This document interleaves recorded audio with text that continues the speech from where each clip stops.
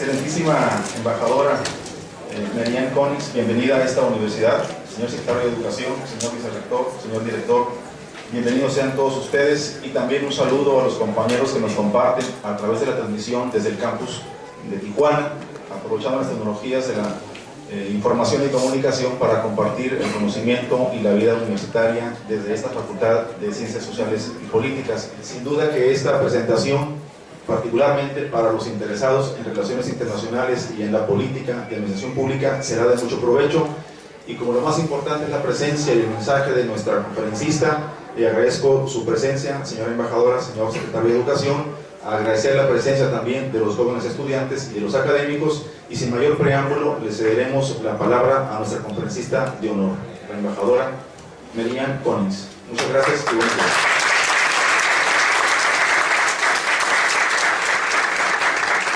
Buenos días a todos.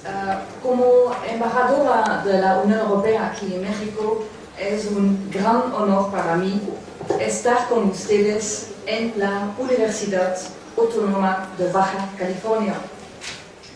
Es mi primera visita en su estado y fue mi deseo explícito venir a hablar en esta universidad. Hoy hablaré sobre la Unión Europea, sus relaciones con México, de los desarrollos recientes y las perspectivas compartidas. Mi objetivo es que al final de mi presentación ustedes están convencidos de que la Unión Europea es un socio importante y estratégico para México. Espero estén preparados para un discurso un poco largo, pero les aseguro que vale la pena.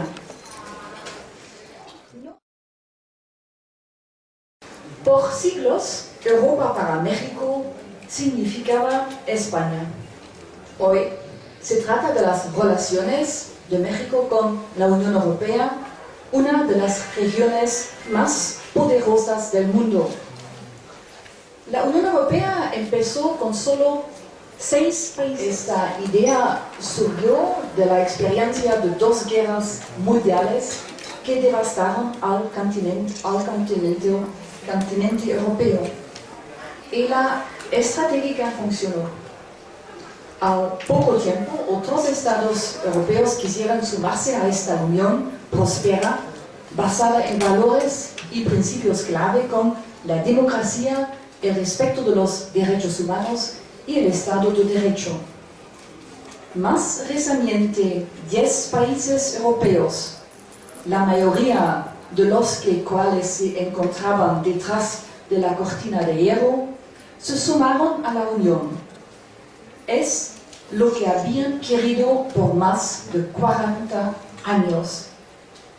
Esta amplificación del este de nuestro continente es destacable, porque esos mismos países habían recobrado su soberanía solo apenas unos años antes. Al entrar a la Unión Europea, estos países estuvieron dispuestos a delegar parte de su soberanía a la Unión Europea. Y la única razón para ellos fue el atractivo de la Unión Europea, la garantía de la libertad, democracia y prosperidad. Con esta amplificación a 27 estados, Europa se convirtió otra vez en Europa. La Europa política, abarcando a la Europa geográfica.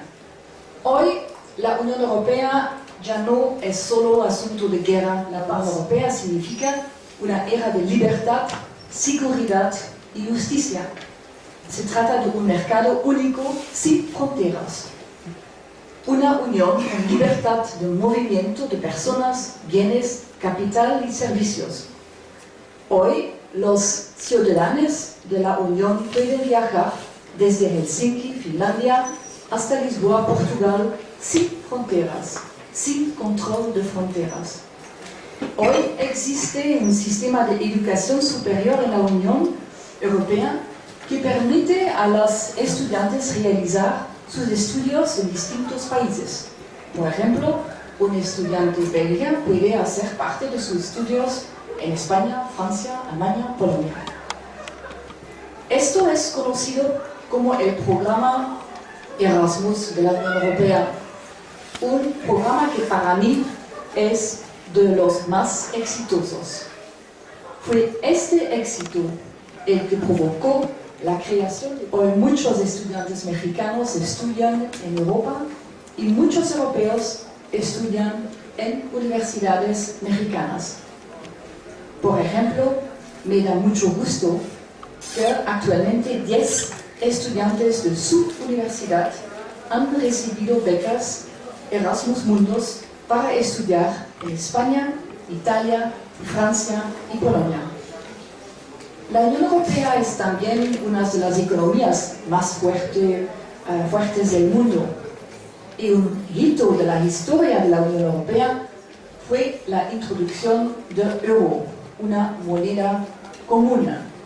Y esto implicó que los países con una fuerte moneda nacional estuvieron dispuestos a dejar estos símbolos de identidad nacional. Y yo recuerdo que Alemania, por ejemplo, tomó la decisión de adoptar el euro el mismo año que Alemania celebraba el 40 aniversario del marco alemán, el Deutsche Mark. Esta fue una clara señal de valor y confianza de Alemania y otros países en el futuro de la Unión Europea. Pero yo sé que ustedes son muy inteligentes, pero ustedes se preguntan. La respuesta es bastante simple. El euro mantuvo su fortaleza a pesar de la crisis. Gracias al euro y al apoyo de la Unión Europea, las economías nacionales más débiles sobreviven. Y, a diferencia de lo que preveían los expertos, la recuperación de la economía en la Unión Europea fue más rápida de lo esperado. En ese contexto quiero destacar que la Unión Europea se fortalece después de cada crisis. Es nuestra experiencia. Y eso confirma que la Unión Europea es un proyecto exitoso.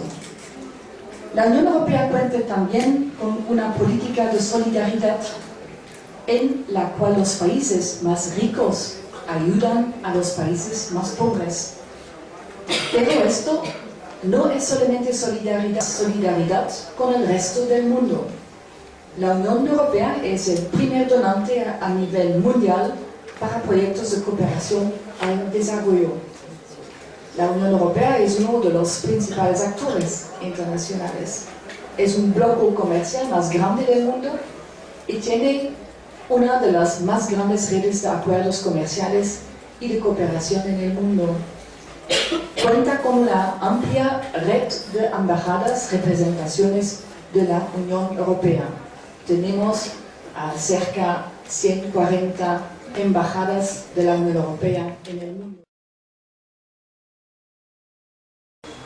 El año 2010 fue un año de celebración, no solamente en México con el bicentenario, pero también un año importante de celebración entre la Unión Europea y México. En el año 2010, el año pasado, la Unión y México celebramos 50 años de relaciones diplomáticas. También celebramos el 10º aniversario de un acuerdo global de la Unión Europea con México.